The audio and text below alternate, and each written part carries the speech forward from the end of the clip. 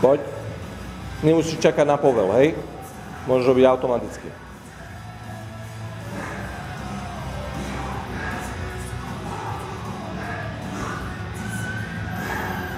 Zatlač do nôh.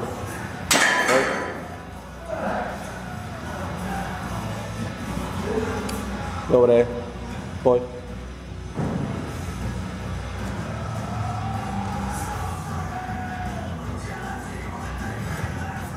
Poď.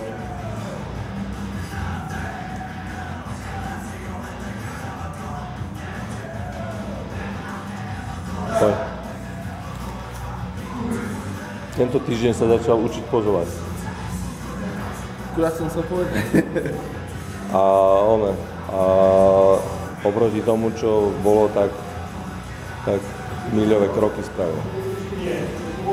V pozovaní. Nezakláňaj sa až tak extrémne moc dozadu.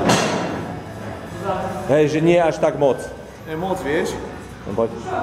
Ja hovorím, že má veľa, lebo chodia rovno úplne, ale ja ich zakláňam. No poď, daj ešte raz.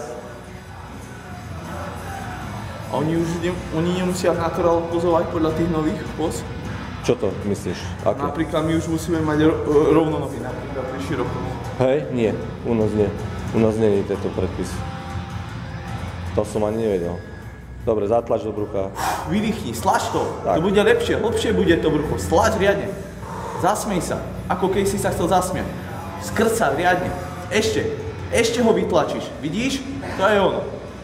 A nezabúdaj na nohy. Poď, ešte gorilu.